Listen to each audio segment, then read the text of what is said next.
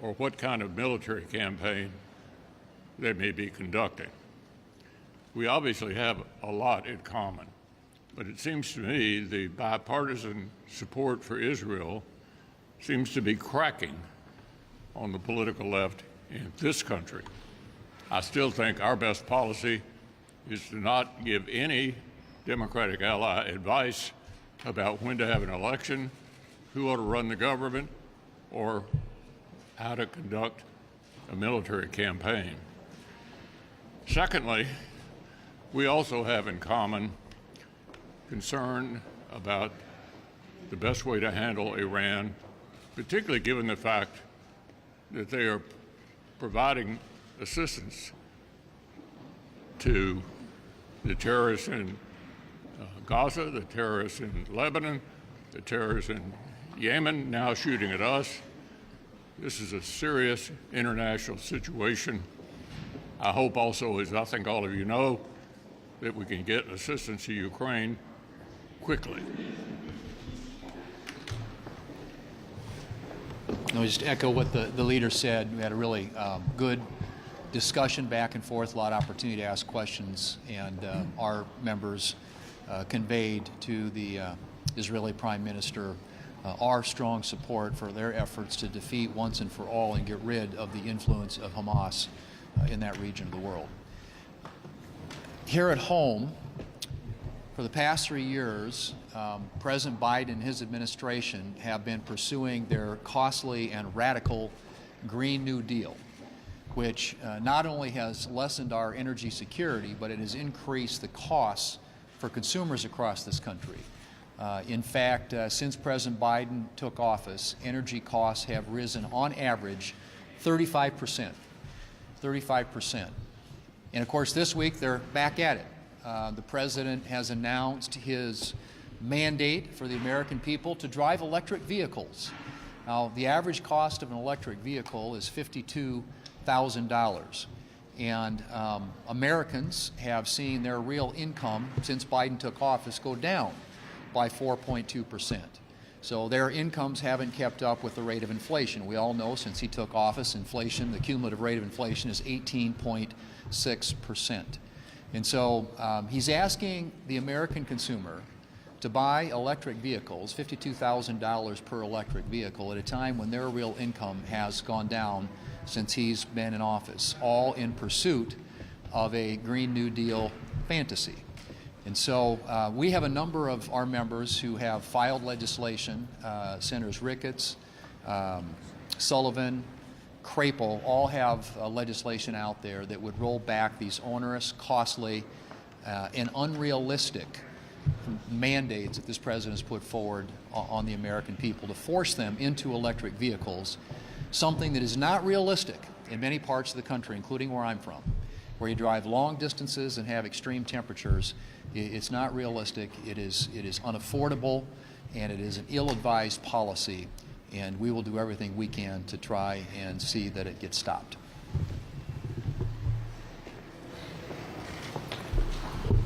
Last week, Chuck Schumer came to the floor of the United States Senate and attacked the elected government of Israel. I invited the Prime Minister of Israel, Netanyahu, to visit with the Senate Republicans today, which he did. And he knows that the people on the Republican side of this aisle stand with the people of Israel. We asked for him for an update, and we got it on the war, on the release of the hostages, and in the efforts to defeat Hamas. We told him Israel has every right to defend themselves, and he said that's exactly what they continue to do. Chuck Schumer's attacks on Netanyahu and the government of Israel is an attack upon a democracy. Schumer has threatened and invited the overthrow of the leadership of the people of Israel. He has done all of this, to me, which is an outrageous interference in the lives of a democracy. Schumer has called Netanyahu the obstacle to peace. The obstacle to peace is Hamas, the Hamas killers, the Hamas rapists, the Hamas terrorists. Those are the people who are the obstacles to peace. The people of Israel have every right to elect whoever they want to lead them. The Democrats talk about the two-state solution. In my opinion, the two states they're most worried about are Michigan and Nevada, which are states that Biden is very worried about in terms of his own re-election. President Biden ought to have the backbone to stand up with the people of Israel. Instead, he's running scared of the extremists of his own party, the people who are standing with Hamas.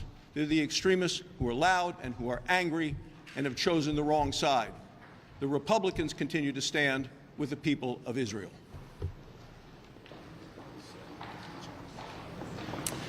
Good afternoon to everybody. We have pending before us, I think, the end of our appropriations cycle of 2024. As a member of the Appropriations Committee, I'm pleased that this weekend we will be passing the last 6 bills. At least that's my great hope. We're not sure exactly when. I am the ranking committee member on the Labor H bill, which is the second largest domestic, or it's the largest domestic spend bill after defense. We were able to maintain important provisions in that bill that are important to our members, the Hyde Amendment and others. It is a little bit less spending, which is good news as well, and it sets the priorities for the coming year. So I want to thank, particularly on our side, Senator Collins for her leadership, her steadfast leadership to work these bills. She's been a tireless advocate to try to make sure that we didn't end up in continuing resolutions or omnibus, and this week I think she's going to be able to fulfill that promise. I would also like to say, in terms of the EV mandate that came through, or the regulation that came through today, I would suggest to all of you, if you've ever been skiing at Snowshoe or at Canaan Valley or at Timberline, don't drive your electric car over there. You may not get there. It's steep, it's cold, but if you do get stuck there, there's some really nice coal miners nearby, and they'll help you push your car up the hill so you can recharge. So the fact that the president wants to force us all and force this country into a buying pattern of something that a lot of people can't afford, don't want, and don't suit their lifestyle or the directions that they need to drive every day, just shows me the arrogance of this administration and how they're willing to use regulation to force people into certain habits that are really counter to their best interests. Thank you.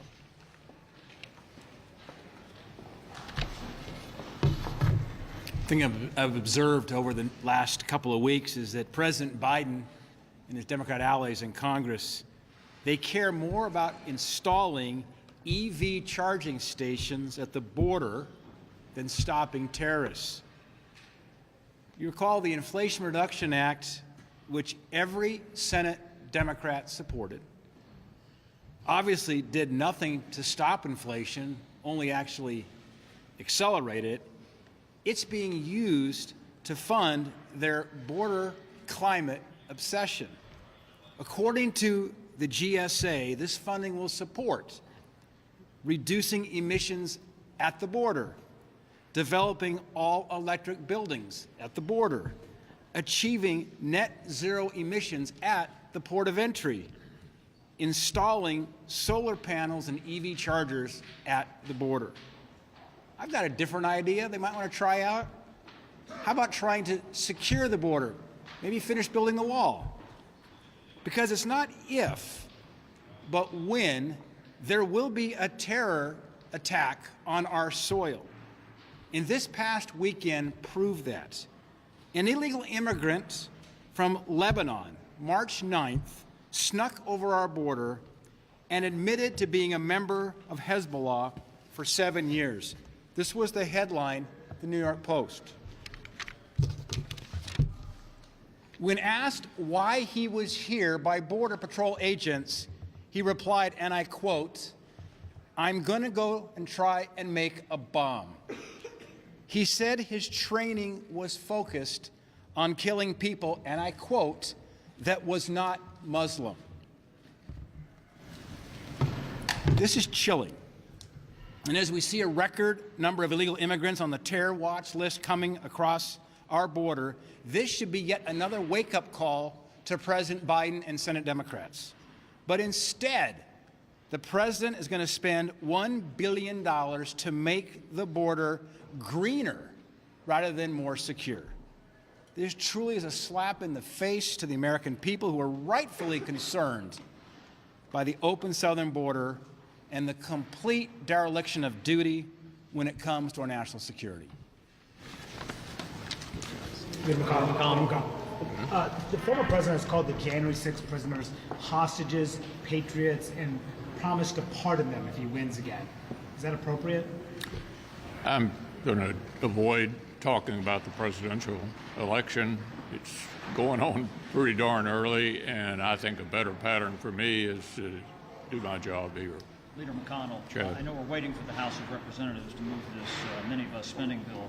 There's not much time over here, but considering that this is probably more than $1 trillion, who knows how many earmarks, how much time do members need to do due diligence on a bill like that when we're up against a deadline? Well, first is a commitment over on the House side, unless they waive it, to have it out for 72 hours. So my assumption, and what I've told our members, is we're likely to be here this weekend. That will be determined, however, by how long it stays in the House. And when it's over here, what we have recently done, and I think hopefully will work again, is that in return for a certain number of amendments, we can finish it quicker, hopefully, than putting us in a position of shutting down the government. There appears to be some traction for the idea of making some of the Ukraine money a loan that's perhaps forgivable and can be waived. Are you open to that approach at this point? What I've said repeatedly is we're running out of time.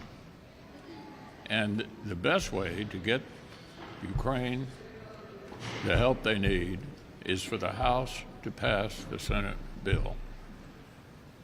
The problem with changing it, as you all know, it can take you 3 days to do the simplest thing here in the Senate. We don't have the time. So I'm continuing to advocate to the Speaker that he put the bill on the floor and let people vote.